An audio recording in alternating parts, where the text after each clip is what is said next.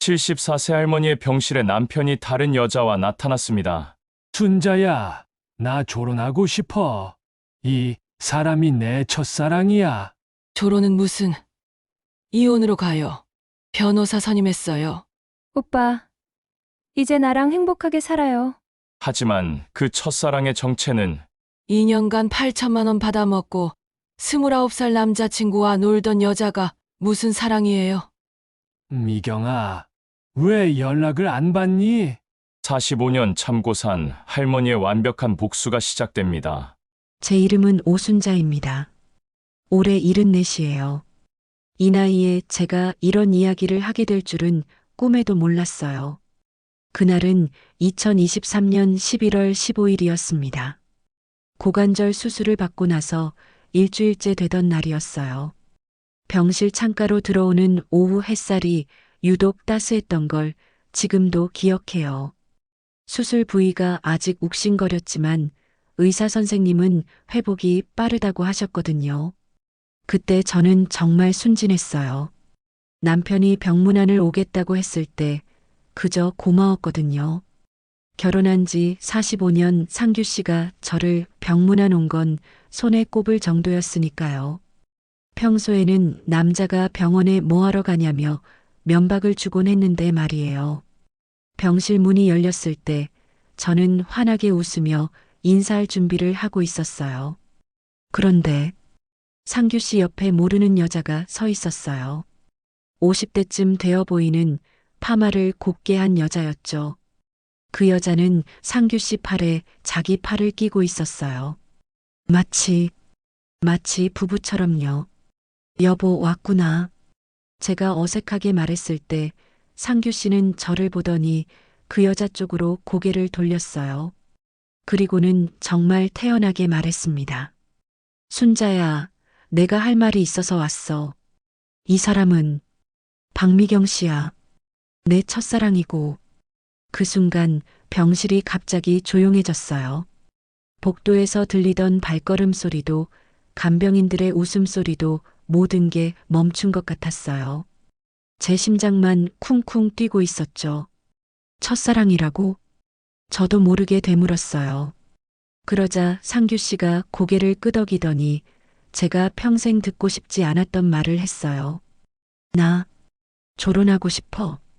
이제 나이도 있고 남은 시간 이 사람하고 보내고 싶거든.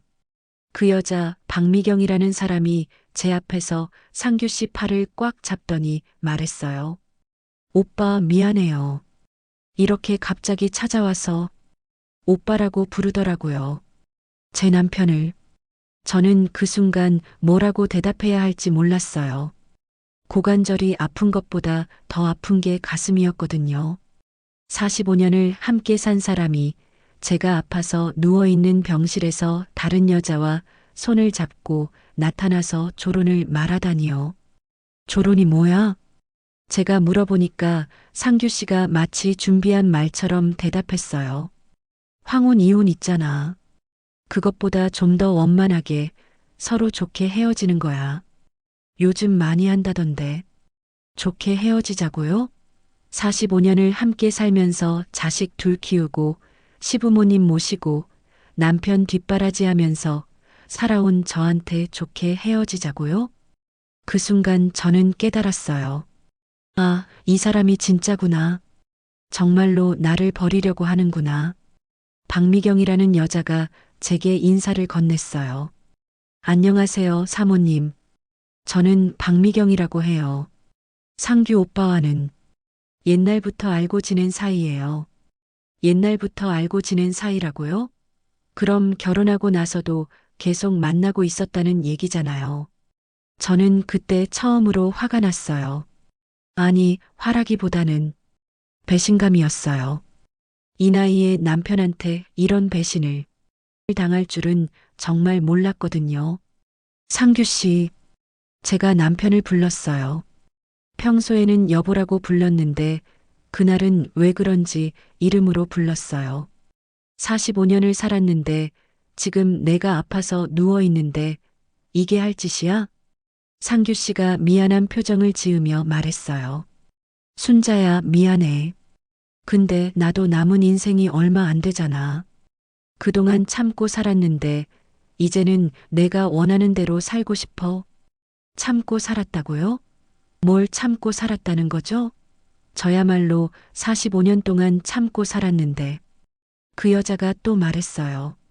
사모님, 저희도 정말 고민 많이 했어요. 하지만 나이가 나이다 보니까 저는 그 말을 다 듣지 않았어요. 그냥 눈을 감았어요. 그리고 생각했죠. 아, 이게 끝인가 보다. 하지만 그건 시작이었어요. 제 인생에서 가장 힘들지만 동시에 가장 당당했던 시간의 시작이었거든요. 그날 밤 저는 잠을 이룰 수가 없었어요. 간병인 아주머니가 병원에서는 푹 쉬셔야 해요라고 하셨지만 머릿속이 너무 복잡했거든요. 45년이라는 시간이 주마등처럼 지나갔어요. 1978년 제가 29살 때 상규 씨와 결혼했어요. 그때는 연애 결혼이 흔하지 않던 시절이었죠. 중매로 만났는데 상규 씨가 공무원이라는 게 좋았어요. 안정적이잖아요. 키도 크고 성격도 괜찮아 보였고요. 신혼 때는 그래도 좋았어요. 작은 전셋집에 살면서도 행복했거든요. 상규 씨가 퇴근하면 같이 저녁 먹고 주말에는 영화도 보러 다니고 그랬어요. 첫째 아들 진호가 태어났을 때 상규 씨가 얼마나 좋아했는지 몰라요. 밤에 애가 울어도 기저귀 갈아주고 분유도 타주고 그랬거든요. 그때는 정말 좋은 남편이었어요. 둘째 딸 수진이가 태어났을 때도 마찬가지였고요. 하지만 아이들이 자라면서 뭔가 달라지기 시작했어요. 상규 씨가 점점 집에 늦게 들어오기 시작했거든요. 회식이 있다. 동료들과 술 한잔한다. 그런 이유들이었어요. 그때는 몰랐어요. 그냥 남자들은 다 그런가 보다 했거든요.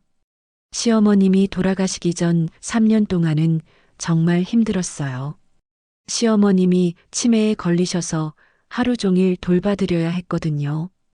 기저귀 갈아드리고 식사 도와드리고 밤에 돌아다니시면 따라다니고 그때 상규 씨에게 도움을 청했어요. 여보, 너무 힘들어. 낮에라도 병원에 모셔다 드리면 안 될까?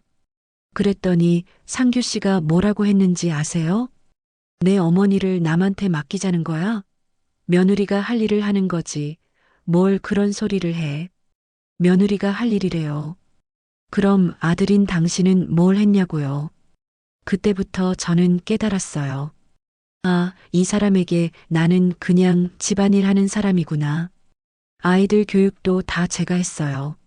진호가 말썽을 피우면 제가 학교에 가서 담임 선생님께 사과드리고 수진이가 아프면 제가 병원에 데리고 가고 상규 씨는 자기가 돈 벌어오는 것만으로도 충분하다면서 육아는 손도 대지 않았어요. 그래도 참았어요. 그게 당연한 줄 알았거든요. 그 시절에는 다들 그렇게 살았으니까요. 1990년대 들어서는 상규 씨가 진급도 하고 집도 좀 더 큰 곳으로 이사했어요. 아파트도 사고 차도 샀죠. 겉으로 보기에는 잘 사는 집이었어요. 하지만 상규 씨는 점점 더 늦게 들어왔어요. 주말에도 골프 간다고 나가고 평일에도 모임이 있다고 밤늦게 들어오고 그때 한번 물어본 적이 있어요. 여보, 요즘 너무 늦게 들어와서 걱정돼. 그랬더니 상규 씨가 짜증을 내더라고요. 내가 누구 때문에 이렇게 열심히 일하는데 의심이나 하고 앉았어? 의심이 아니라 걱정이었는데 상규 씨는 그걸 의심으로 받아들이더라고요. 2000년대 들어서면서는 아예 대화도 없어졌어요. 저녁에 들어와서는 TV만 보고 주말에는 잠만 자고 아이들과도 별로 대화를 안 했어요. 진호가 대학 갈 때도 상규 씨는 관심이 없었어요. 등록금 얘기를 하면 알아서 하라고 하고 진로 상담도 안 했어요. 다 제가 혼자 했죠. 수진이가 시집 갈 때도 마찬가지였어요. 예물 준비하고 예단 준비하고 결혼식장 예약하고 다 제가 했어요. 상규 씨는 그냥 결혼식 당일에 나타나서 축사만 했어요. 그래도 저는 참았어요. 이게 결혼 생활인가 보다 하면서. 그런데 2010년쯤부터는 정말 이상했어요. 상규 씨가 갑자기 운동을 시작했거든요. 헬스클럽도 다니고 옷도 젊은 스타일로 입고 머리도 염색을 했어요. 여보, 갑자기 왜 이래? 물어보니까 건강관리 해야지라고 하더라고요. 그때는 좋은 줄 알았어요. 남편이 건강에 신경 쓰는 게 나쁠 게 뭐 있겠어요. 하지만 지금 생각해 보니까 그때부터였어요. 박미경이라는 여자와 다시 만나기 시작한 게. 병실에서 그 여자가 한 말이 계속 머릿속에 맴돌았어요. 상규 오빠와는 옛날부터 알고 지낸 사이예요. 옛날부터라는 게 언제부터일까요?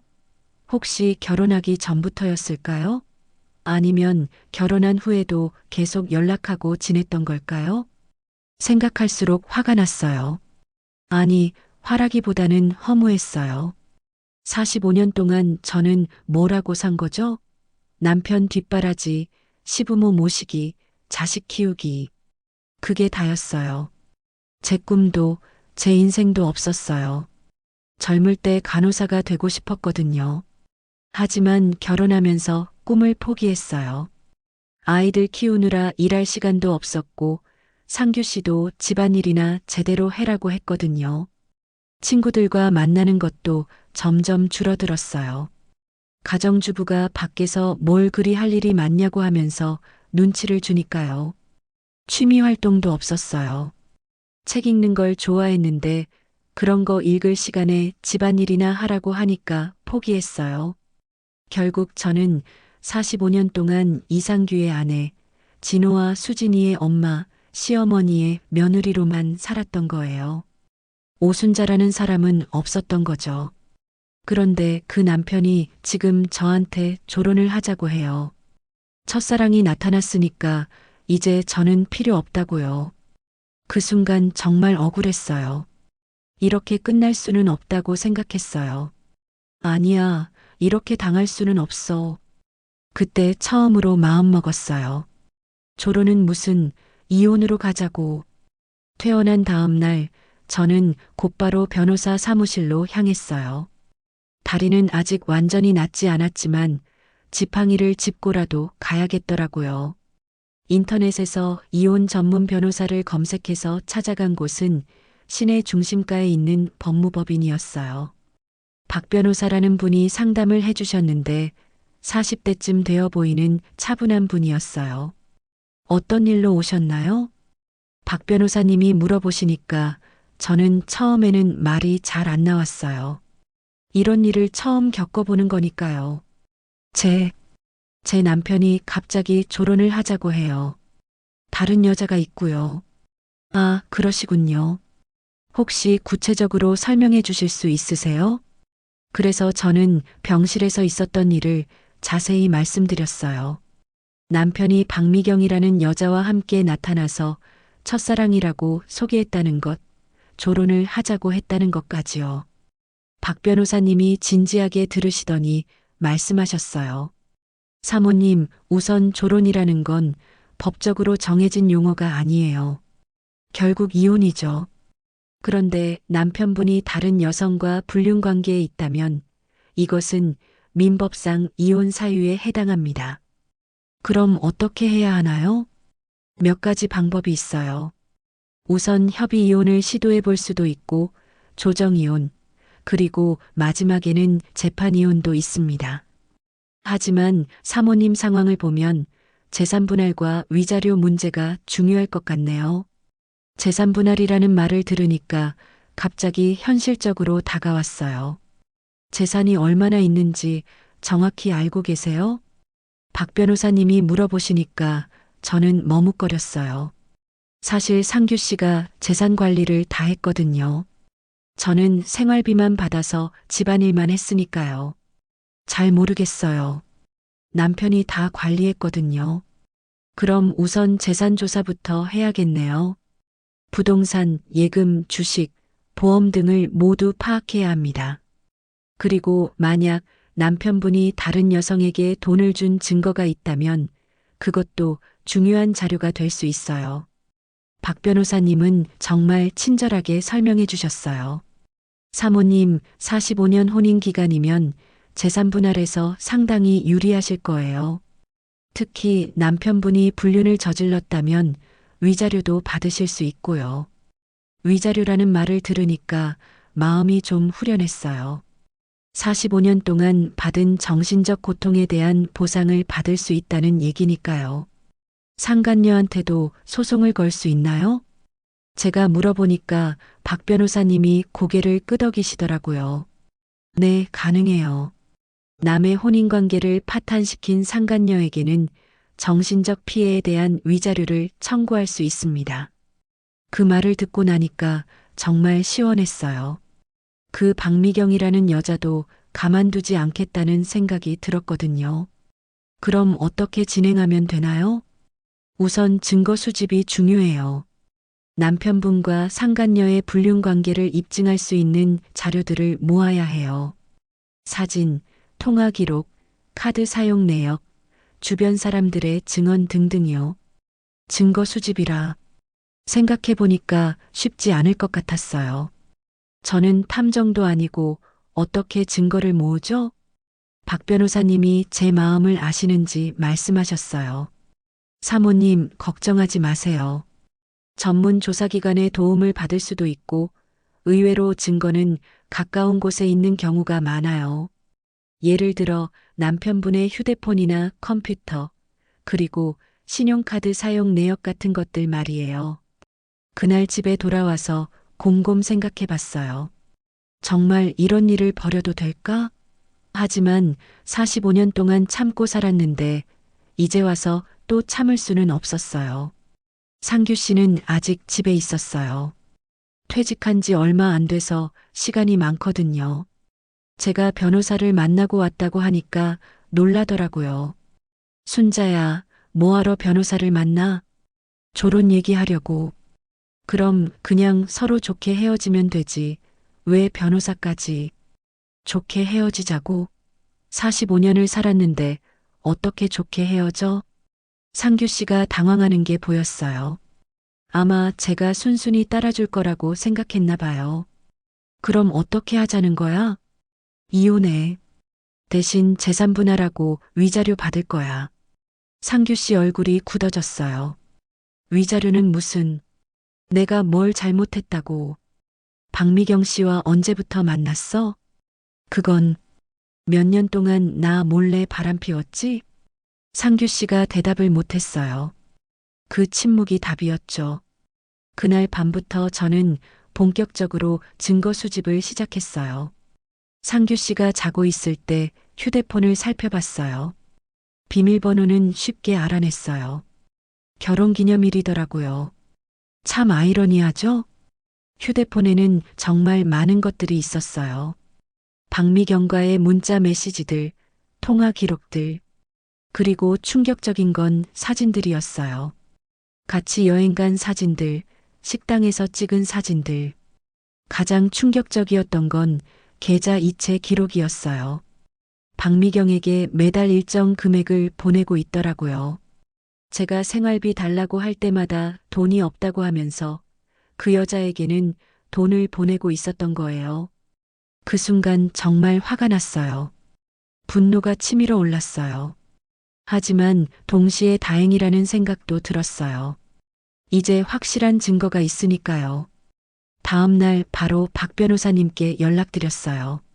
변호사님, 증거를 찾았어요. 어떤 증거를 찾으셨나요? 제가 휴대폰에서 찾은 것들을 모두 말씀드렸어요. 문자 메시지, 사진, 계좌 이체 기록까지요. 박 변호사님이 만족스러워 하시더라고요. 사모님, 이 정도면 충분합니다. 이제 본격적으로 소송을 준비하겠습니다. 그날부터 제 전쟁이 시작됐어요. 45년 동안 참고 살았던 오순자의 마지막 싸움이요. 소송을 준비하면서 박 변호사님은 박미경이라는 여자에 대해서도 조사를 해보자고 하셨어요. 상대를 알아야 이길 수 있다면서요. 며칠 후 조사 결과가 나왔는데 정말 어이가 없었어요. 박미경, 53세. 이혼한 지 3년 된 돌싱이에요. 이전 남편과는 재산 문제로 다퉈서 헤어졌다고 하더라고요. 자식은 없고 혼자 작은 카페를 운영하고 있었어요. 그런데 이 여자가 상규 씨를 어떻게 만났는지 아세요? 인터넷 중년 만남 사이트에서 만났더라고요. 첫사랑은 무슨 첫사랑이에요. 그냥 만남 사이트에서 만난 사이였던 거예요. 박 변호사님이 보여주신 자료를 보니까 박미경이 그 사이트에서 쓴 자기소개가 있었어요. 마음 따뜻한 동반자를 찾습니다. 경제적으로 안정되신 분, 진실한 사랑을 나눌 수 있는 분, 경제적으로 안정되신 분이라고 써놨더라고요. 처음부터 돈을 보고 접근한 거였어요. 더 충격적인 건 박미경이 상규 씨만 만난 게 아니었다는 거예요. 동시에 여러 명의 남자들과 만나고 있었더라고요. 모두 나이 많고 돈 있는 남자들이었어요. 이 여자가 진짜 사랑 때문에 상규 씨를 만난 게 아니네요.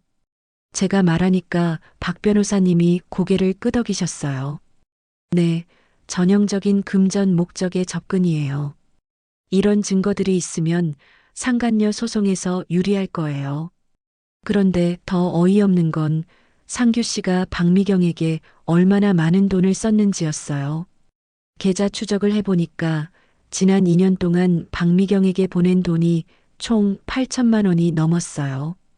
매달 생활비 명목으로 200만 원씩, 카페 운영자금이라며 2천만 원, 그 외에도 명품백, 보석, 여행비까지 8천만 원이에요. 그 돈이면 저도 뭔가 할 수 있었을 텐데 다른 여자한테 퍼준 거였어요. 제가 평소에 용돈 좀 달라고 하면 돈이 어디 있냐고 하던 사람이 말이에요. 더 가관인 건 박미경이 받은 돈으로 뭘 했는지였어요. 카페 운영자금이라고 받았던 돈으로 성형수술을 했더라고요. 그리고 젊은 남자친구도 있었어요. 29살짜리요. 결국 박미경은 상규 씨한테서 돈을 받아서 젊은 남자와 놀고 있었던 거예요. 그러면서 상규 씨한테는 오빠 사랑해요. 라고 하고 있었던 거죠. 이 사실을 알았을 때 정말 기가 막혔어요. 어이가 없다는 말로는 부족했어요. 박 변호사님이 말씀하시더라고요. 사모님, 이 정도 증거면 상간녀 위자료는 충분히 받아낼 수 있어요. 그리고 남편분이 박미경 씨에게 준 돈도 재산 분할해서 고려될 수 있습니다. 그럼 그 돈을 돌려받을 수 있나요? 일부는 가능할 거예요. 혼인 기간 중에 상대방 모르게 재산을 처분한 것이니까요. 그때 상규 씨가 어떤 반응을 보였는지 아세요? 집에 돌아와서 제가 조사 결과를 보여줬더니 처음에는 어떻게 이런 걸 알았냐며 화를 냈어요. 순자야, 사람 사생활을 파헤치는 게 어디 있어? 사생활? 내가 내 남편인데 그게 사생활이야?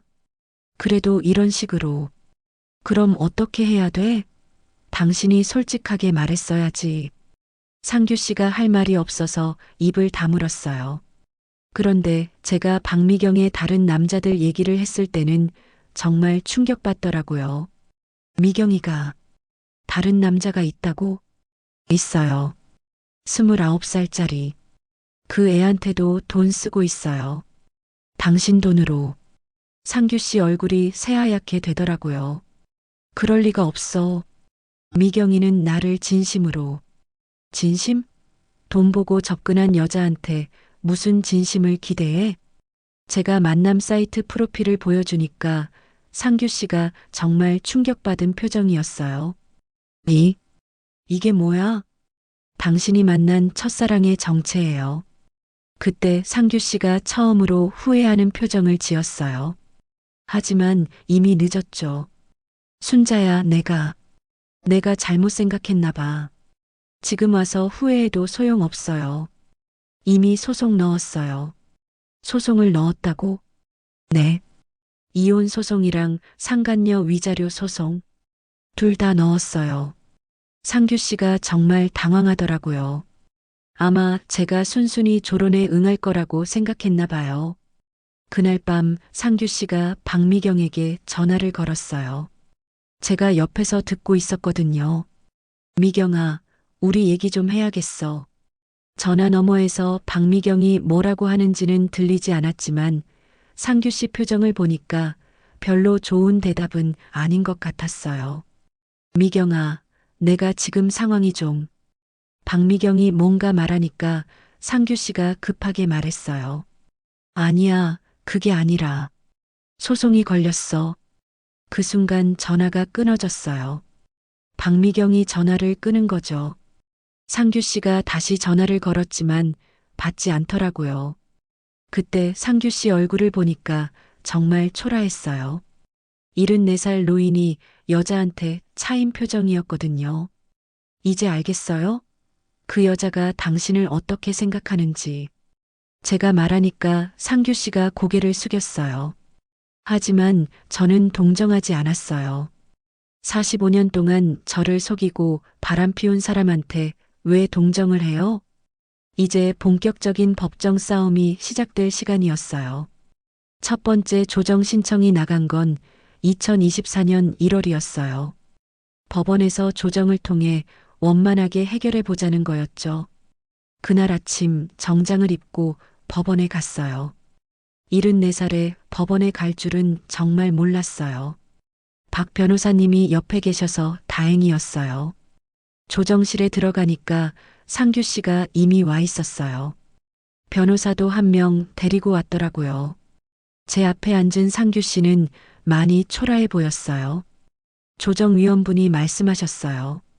양측에서 이혼에는 합의하신 것 같은데 재산 분할과 위자료 문제가 남아있네요. 상규 씨 변호사가 먼저 말했어요. 저희 의뢰인은 재산을 반반씩 나누고 위자료는 주지 않는 선에서 마무리하고 싶어 합니다. 반반씩이라고요? 45년 동안 집안일만 하고 살았는데 반반씩이요? 박 변호사님이 대답하셨어요. 저희 의뢰인은 상대방의 불륜으로 인한 이혼이므로 재산 분할에서 유리한 비율을 요구하고 정신적 피해에 대한 위자료를 요구합니다. 얼마 정도를 생각하고 계시나요? 재산 분할은 7대3 위자료는 5천만 원을 요구합니다. 상규 씨가 깜짝 놀라는 표정이었어요. 5천만 원? 그게 말이 돼? 제가 처음으로 입을 열었어요. 45년 동안 받은 정신적 고통이 5천만 원으로 다 보상이 될까요? 순자야, 너무 심한 거 아니야? 심해요? 2년 동안 박미경한테 쓴 돈이 8천만 원인데 제가 받을 위자료 5천만 원이 심해요? 상규 씨가 할 말이 없어졌어요. 조정위원분이 말씀하셨어요. 오늘은 양측의 입장만 들어보겠습니다. 다음 조정일까지 좀 더 신중하게 생각해 보세요. 첫 번째 조정은 그렇게 끝났어요. 집에 돌아오는 길에 상규 씨가 말했어요. 순자야, 정말 이렇게까지 해야 돼? 지금 와서 그런 말씀하시네요. 그래도 45년을 같이 살았는데 그 45년 동안 당신은 뭘 했어요? 다른 여자 만날 생각만 했잖아요. 상규 씨가 더 이상 말을 못했어요. 그런데 진짜 충격적인 건 그 다음에 알게 됐어요. 박미경이 상규 씨와 연락을 완전히 끊어버린 거예요. 전화도 안 받고 문자에도 답장 안 하고 카페에 찾아가도 피한다고 하더라고요. 상규 씨가 정말 절망적인 표정으로 말했어요. 미경이가 연락을 안 받아. 당연하죠. 이제 소용없으니까. 그럴 리가 없어. 미경이는 나를 진심으로 사랑한다고 했는데 돈이 끊기니까 연락 안 하는 거예요. 상규 씨가 고개를 저었어요. 아직도 믿고 싶지 않은가 봐요. 두 번째 조정에서는 더 구체적인 얘기가 나왔어요. 상규 씨 변호사가 재산 목록을 제출했는데 생각보다 많았어요. 부동산 2채, 예금 3억, 주식 1억, 퇴직금 2억, 총 8억 정도 되더라고요. 저는 정말 깜짝 놀랐어요. 이렇게 많은 재산이 있는 줄 몰랐거든요.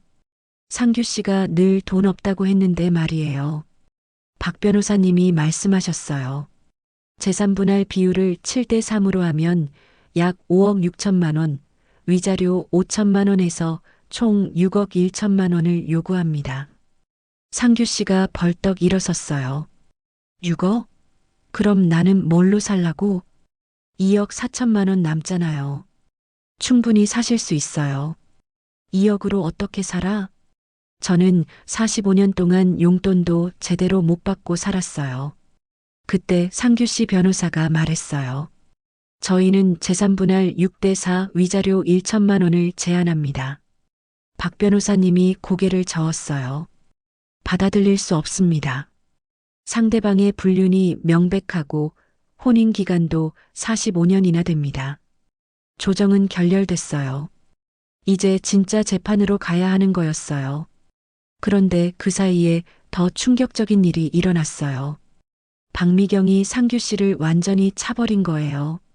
아니, 차버린 정도가 아니라 아예 다른 남자와 사귀기 시작했어요.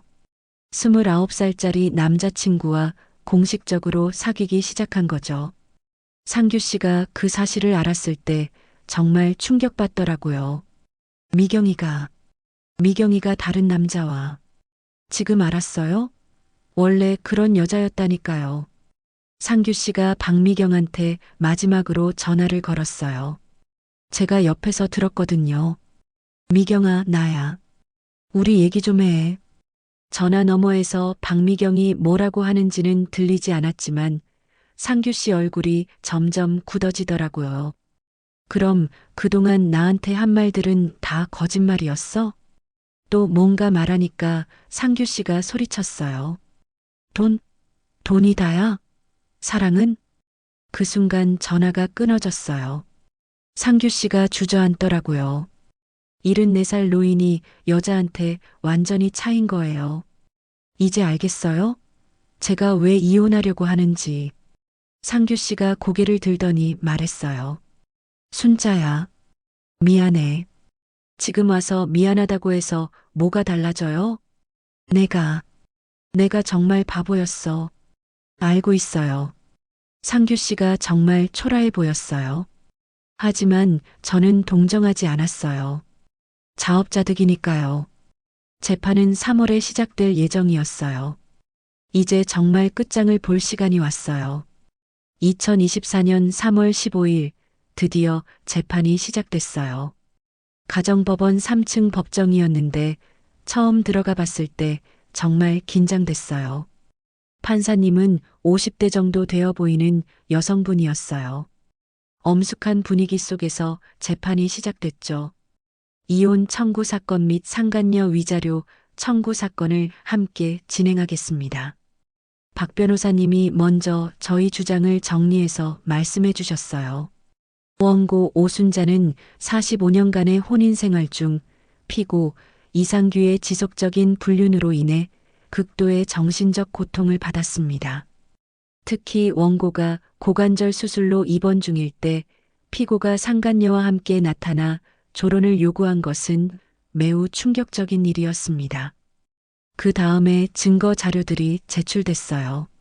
상규 씨와 박미경의 문자 메시지, 통화 기록, 계좌 이체 내역, 사진들. 판사님이 증거들을 살펴보시더니 상규 씨에게 물어보셨어요. 피고는 이 증거들에 대해 어떻게 생각하십니까? 상규 씨 변호사가 대답했어요.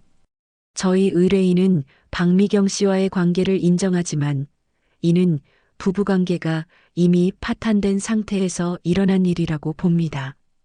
부부관계가 파탄된 상태라고요? 제가 모르는 사이에 언제 파탄났다는 거죠? 박 변호사님이 반박하셨어요. 부부관계의 파탄은 피고의 일방적인 주장일 뿐입니다. 원고는 45년간 가정을 지키며 살아왔고 피고의 불륜 사실을 모르고 있었습니다. 그때 판사님이 저에게 직접 물어보셨어요.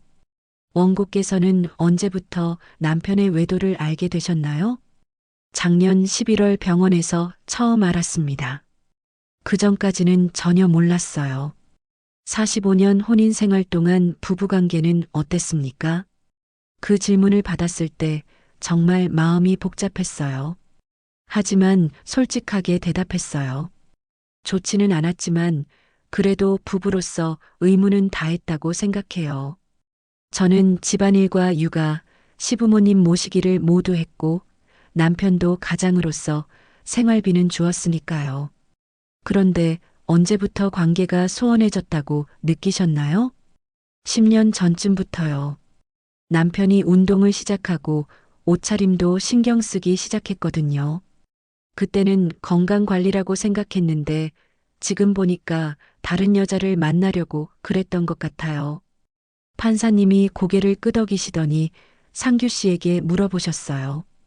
피고는 언제부터 박미경 씨와 관계를 맺었습니까? 상규 씨가 머뭇거리더니 대답했어요.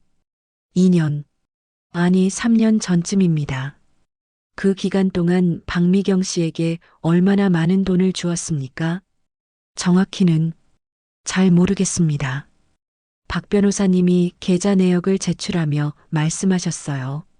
판사님, 피고가 박미경에게 지급한 금액은 총 8,200만 원입니다. 매월 생활비 명목 200만 원, 카페 운영자금 2천만 원 등이 포함되어 있습니다. 판사님이 놀라신 것 같았어요. 8천만 원이 넘는 돈을 주었다는 말씀이군요. 네, 맞습니다.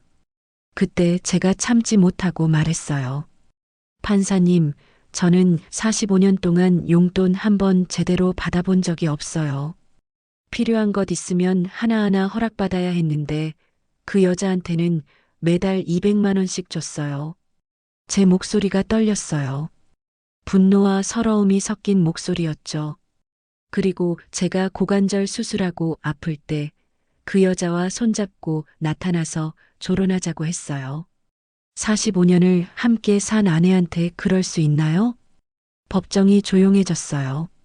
판사님도 서기관님도 방청석에 앉은 사람들도 모두 조용히 제 말을 들었어요. 저는 이혼이 싫어서 버티는 게 아니에요. 이런 식으로 버림받는 게 억울해서 그래요. 조론이 뭐예요? 좋게 헤어지자는 게 조론이에요? 45년을 바쳤는데 좋게 헤어질 수 있나요? 제가 말을 마치니까 판사님이 상규 씨에게 물어보셨어요. 피고는 원고의 말에 대해 어떻게 생각하십니까? 상규 씨가 고개를 숙이고 말했어요. 미안합니다. 미안하다는 것으로 끝날 문제가 아닌 것 같은데요. 피고는 왜 이런 선택을 하셨습니까? 상규 씨가 한참 동안 말을 못하더니 겨우 대답했어요. 나이가 들면서 혼자라는 생각이 들었어요. 아내와는 대화도 없고 아이들도 각자 살고 그때 미경 씨를 만났는데 저를 이해해 주는 것 같았어요. 제가 참지 못하고 말했어요. 이해해 줬다고요? 돈 때문에 접근한 여자가 뭘 이해해 줬다는 거예요? 순자야. 지금 박미경이 어디 있는지 아세요? 29살 남자친구랑 놀고 있어요. 당신 돈으로. 상규 씨 얼굴이 새하얗게 됐어요. 그때 판사님이 말씀하셨어요. 박미경 씨는 오늘 출석하지 않았나요? 상규 씨 변호사가 대답했어요. 연락이 안 됩니다. 상간녀 위자료 소송이 걸려 있는데 연락이 안 된다는 게 말이 됩니까? 박 변호사님이 말씀하셨어요. 판사님, 박미경은 소송이 걸리자마자 피고와의 관계를 정리하고 다른 남자와 사귀기 시작했습니다. 이는 그녀의 접근 목적이 순수하지 않았다는 것을 보여주는 증거입니다. 판사님이 고개를 끄덕이시더니 말씀하셨어요. 오늘 변론은 여기까지 하고 다음 기일에서 최종 결론을 내리겠습니다. 재판이 끝나고 나왔을 때 저는 정말 후련했어요. 45년 동안 참았던 말들을 다 한 것 같았거든요. 상규 씨가 저에게 다가와서 말했어요. 순자야, 정말 미안해. 지금 와서 미안하다고 해서 뭐가 달라져요? 그래도 됐어요. 이제 판사님이 결정하실 거예요. 그날 밤 저는 오랜만에 편하게 잠들었어요. 싸움은 아직 끝나지 않았지만 제가 할 말은 다 한 것 같았거든요. 판결이 나온 건 4월 말이었어요. 2024년 4월 28일, 그날을 평생 잊지 못할 것 같아요. 법정에 다시 모였을 때 판사님 표정이 평소보다 엄숙해 보였어요. 먼저 이혼 청구 사건부터 말씀드리겠습니다. 저는 가슴이 두근두근했어요. 피고 이상규의 불륜이 명백히 입증되었고 이는 민법상 이혼 사유에 해당합니다. 따라서 원고 오순자의 이혼 청구를 받아들입니다. 이혼은 승소했어요. 이제 정말 끝이구나 싶었어요. 재산 분할에 관해서는 45년간의 혼인 기간과 원고의 가사노동 기여도 그리고 피고의 불륜을 종합적으로 고려하여 원고 7, 피고 3의 비율로 분할하라고 명합니다. 7대 3. 제가 원했던 대로 나왔어요. 위자료에 관해서는 피고의 불륜으로 인한 원고의 정신적 고통을 인정하여 3천만 원을 지급하라고 명합니다. 위자료는 제가 요구했던 5천만 원보다는 적었지만 그래도 받아낸 거잖아요. 상간녀 박미경에 대한 위자료 청구는 이 부분이 가장 궁금했어요.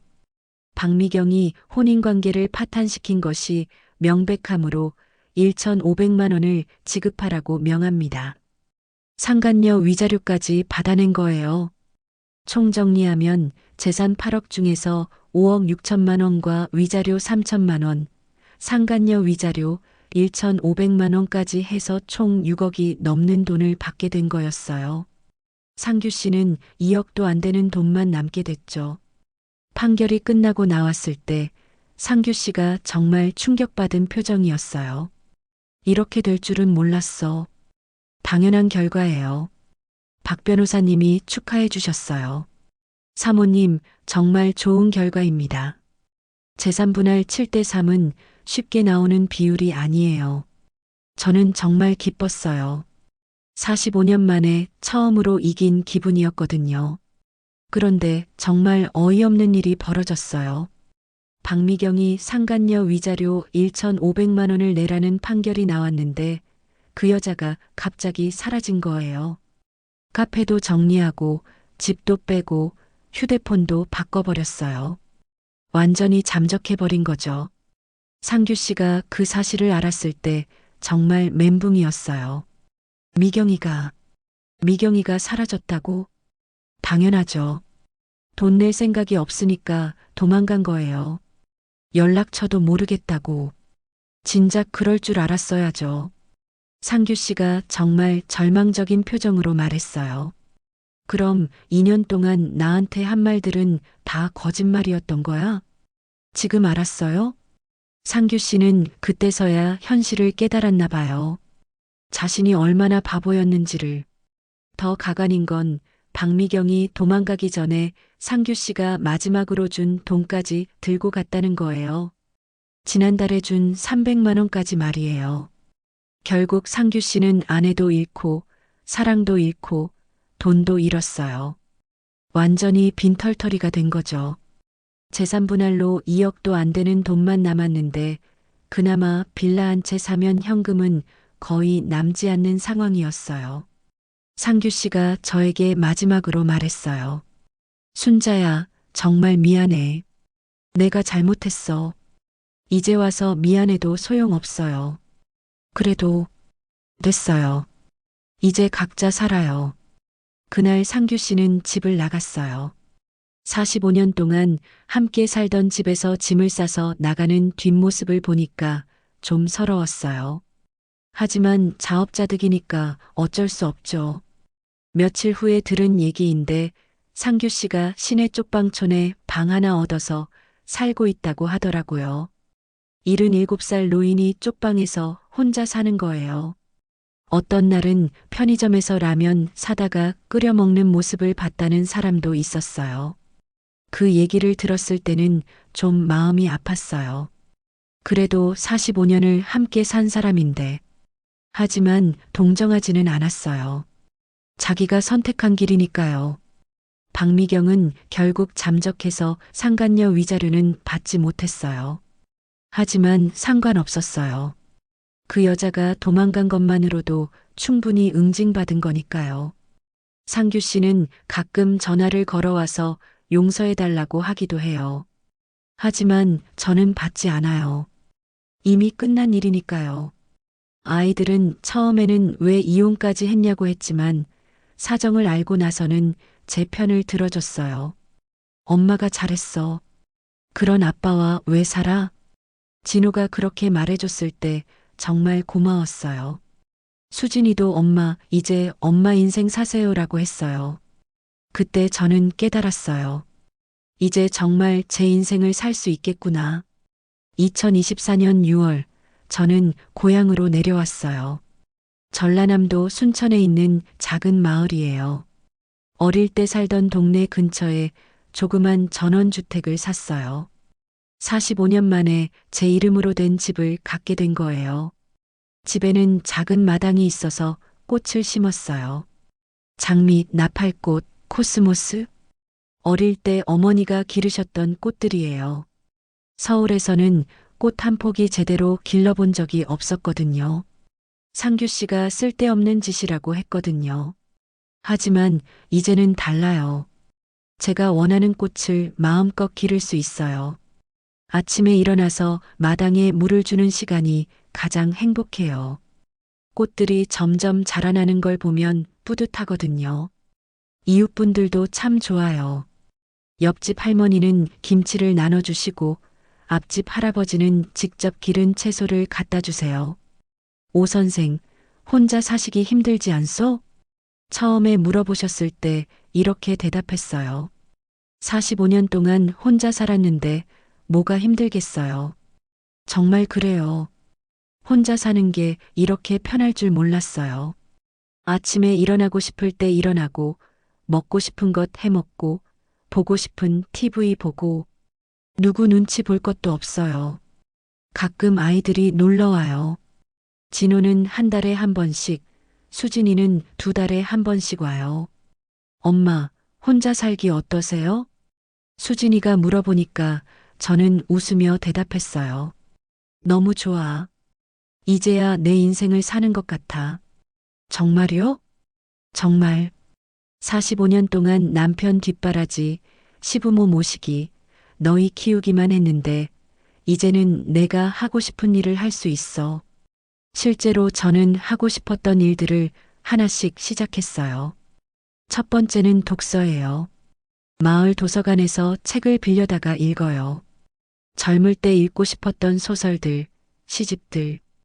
두 번째는 요리예요. 45년 동안 매일 했던 요리인데 이제는 제가 먹고 싶은 것만 해요. 간단한 파스타도 해보고 새로운 반찬도 만들어 봐요. 세 번째는 운동이에요. 마을 경로당에서 하는 요가 교실에 다녀요. 70대 중반에 시작한 요가지만 생각보다 재미있어요. 가끔 상규 씨 생각이 날 때도 있어요. 45년을 함께 살았으니까 아예 생각을 안 할 수는 없죠. 하지만 후회하지는 않아요. 이혼한 것도 재산분할 받은 것도 다 제가 선택한 일이니까요. 어떤 사람들은 이 나이에 이혼해서 뭐 하냐고 해요. 하지만 저는 대답해요. 이 나이니까 더 용기가 생긴 거예요. 젊을 때는 아이들 때문에, 체면 때문에, 경제적인 문제 때문에 참았어요. 하지만 이제는 다르거든요.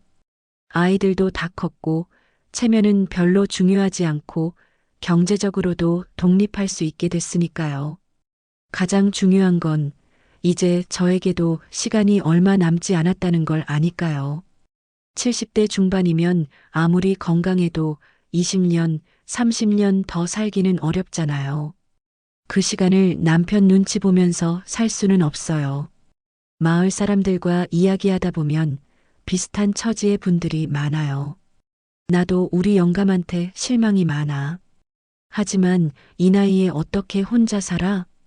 이런 말씀을 하시는 분들이 많아요. 그럴 때마다 저는 말해요.